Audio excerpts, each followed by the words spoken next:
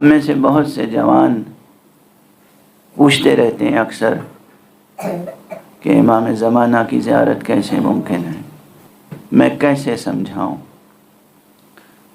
یہ سفر اگر طے کر لیں تو امام اول کی زیارت بھی ممکن ہے، امام آخر کی زیارت بھی ممکن ہے۔ امام امیر المومنین علی ابن ابی طالب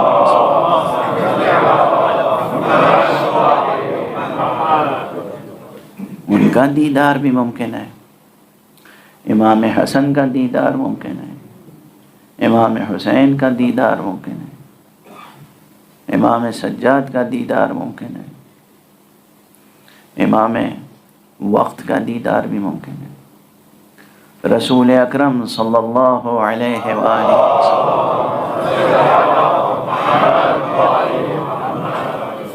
ان کا بھی دیدار ممکن ہے،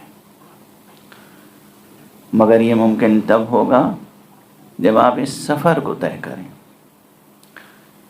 خروج من الظلمات الی النور، ظلمتوں سے نکلیں نور کی طرف بڑھیں۔ یہ سفر ممکن ہے، اگر ممکن نہ ہوتا تو قرآن مجید میں اس سفر کے اہتمام کا تذکرہ نہ ہوتا۔ یہ سفر ممکن ہے، اگر ممکن نہ ہوتا تو کسی ناممکن امر کے لیے اللہ اپنے نبی کو مسئول نہیں بناتا۔ یہ سفر ممکن ہے، اگر ممکن نہ ہوتا تو ائمہ اطہار کا یہ وظیفہ نہ قرار دیا جاتا۔ یہ سفر ممکن ہے، اگر ممکن نہ ہوتا تو ہمیں اور آپ کو اس کا مکلف نہ بنایا گیا ہوتا۔ اس لیے کہ مکلف بنایا جاتا ہے اس امر کا جو امر ممکن ہو۔ نماز پڑھنا ممکن ہے، اس لیے نماز ہمارے لیے تکلیف شرعی ہے، ہم مکلف ہیں۔ وہ مکلف کون ہے؟ پروردگار۔ اس نے وہ علیم ہے، حکیم ہے، اور صرف علیم و حکیم ہی نہیں ہے، رؤوف ہے علی العباد، مہربان ہے اپنے بندوں پر۔ جو ایک مہربان رب، ایک مہربان پرورش کرنے والا کوئی مشکل کام نہیں سپرد کرتا اس کے جس کی پرورش کر رہا ہو، بلکہ پرورش کرنے کا اسلوب یہ ہوتا ہے کہ جو مشکل کام ہوتا ہے اسے بھی آدھے سے زیادہ خود انجام دے دیتا ہے، اس کے بعد آخر میں کہتا ہے اچھا اب یہ تم کر لو۔ تربیت کے یہ طریقے ہوتے ہیں۔ بچوں کو جب نوالا کھلاتے ہیں ماں باپ تو پہلے اسے اپنے منہ میں چبا لیتے ہیں، جب وہ نرم ہو جاتا ہے تو نکال کے بچے کے منہ میں ڈال دیتے ہیں۔ یہ ہے پرورش کا طریقہ۔ اسی طریقے سے رسول اللہ نے علی کی پرورش کی تھی، اسی طریقے سے رسول اللہ نے حسن و حسین کی پرورش کی تھی، اسی طریقے سے رسول اللہ نے زینب کی پرورش کی تھی۔ یہ جو جناب زینب کی فصاحت و بلاغت و علم کا سرچشمہ تھا، یہ دنیا والوں کی سمجھ میں نہیں آتا کہ جب علی ابن ابی طالب نے ممبر پہ ارشاد فرمایا تھا سلونی سلونی قبل ان تفقدونی، اس کے فوراً بعد یہ جملہ ہے کہ ھذا لعاب رسول اللہ، مجھ سے پوچھ لو جو پوچھنا چاہو، یہ لعاب رسول ہے جو میرے دہن میں اور میرے سینے میں محفوظ ہے۔ کیسے وہ مرتبہ حاصل ہوگا کہ ہم امام کا دیدار کر سکیں؟ مرنے کی شرط نہیں ہے، میں اس دنیا کی بات کر رہا ہوں۔ آج کی یہ مجلس یاد رکھیے گا، عمل کی کوشش کیجیے گا۔ یہ کیسے ممکن ہے کہ اس دنیا میں رہتے ہوئے آپ زیارت معصوم کر سکیں؟ لفظوں سے زیارت نہیں، ان آنکھوں سے۔ چشم قلب بھی واہ ہو اور یہ چشم سر بھی واہ ہو، ان آنکھوں سے معصوم کی زیارت کیسے ممکن ہے؟ دیدار، ملاقات۔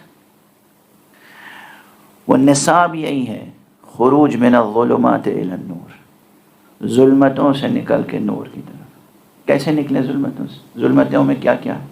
پہلا قدم یہ ہے کہ آپ خود اپنے آپ کو اور اپنی ضرورتوں کو تھوڑی دیر کے لیے بھلا سکتے ہیں؟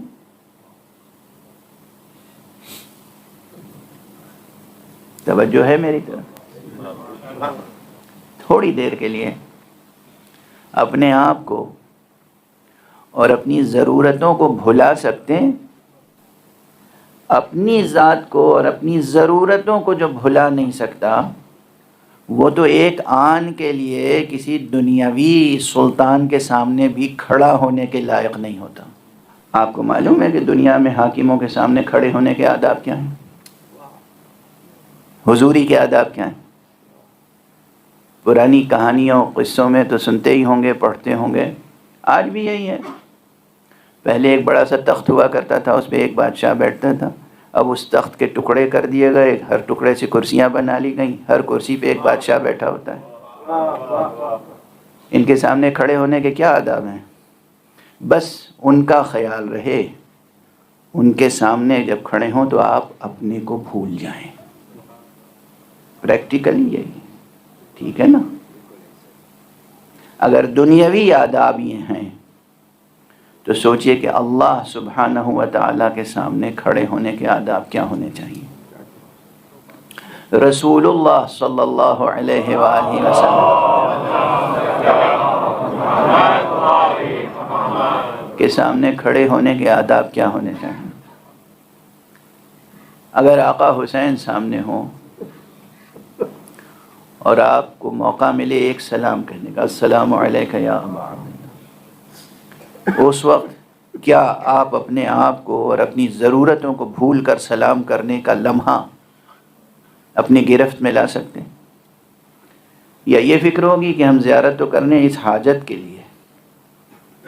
عموماً کیا ہوتا ہے، یہ جو ہم سے صبح و شام امام کی بارگاہ میں حضوری کی تمنا کرتے رہتے ہیں، یہ زیارت عاشورہ بھی پڑھتے ہیں کس لیے؟ اپنی دنیاوی ضرورتوں کے لیے۔ یہ امام کی زیارت پڑھتے ہیں کس لیے؟ اپنی دنیاوی ضرورتوں کے لیے۔ امام کو ان کے مصائب کے واسطے دے کر اپنے لیے چھوٹی چھوٹی عشرتیں مانگتے ہیں۔ اس سے زیادہ شرمناک کوئی بات ہو سکتی ہے؟ اس سے زیادہ گری ہوئی کوئی بات ہو سکتی ہے؟ لیکن میری پوری کوشش یہ ممبر پر آنے کے بعد کہ میں بشریت کے مستقبل سے مایوس نہیں ہوں۔ میں ان میں سے نہیں ہوں جو ساری حرمتیں اور ساری عظمتیں صرف ماضی کے دامن میں دیکھتے ہیں۔ مستقبل روشن ہونا چاہیے۔ ماضی روشن ہے، تابناک ہے، مگر ماضی کا تذکرہ لازم اس لیے قرار دیا گیا تاکہ ہمارا مستقبل روشن ہو سکے۔ حسین کا تذکرہ اس لیے لازم قرار دیا گیا کہ مہدی کے انصار کی تربیت ہو سکے۔ حسین ہمارا ماضی ہے اور حال ہے، اور مہدی ہمارا مستقبل ہے۔ مہدی کون؟ مہدی وہی وارث حسین، مستقبل وہ ہے نا۔ تو مستقبل سے مایوس تو نہیں ہو سکتے، اور مستقبل کے لیے آمادگی کم تو نہیں ہونی چاہیے۔ کہیں میں نے کوئی مثال اگر دے دی تو لوگ سمجھ نہیں پا رہے ہیں۔ کیوں نہیں سمجھ پا رہے ہیں؟ اس لیے کہ آپ نے یہ سمجھ رکھا ہے کہ تمام حرمتیں، تمام عظمتیں صرف ماضی کے دامن میں ہیں۔ تو مستقبل کیسے تعمیر ہوگا؟ حال کیسے سنورے گا؟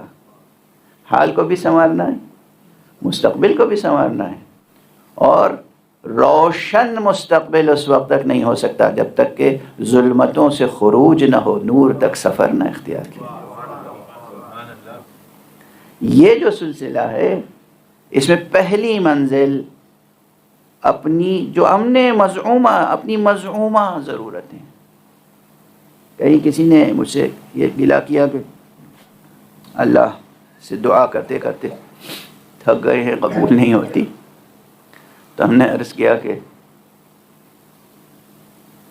اللہ نے ضرورتوں کو پورا کرنے کا وعدہ کیا ہے، ہوس کو پورا کرنے کا وعدہ نہیں کیا۔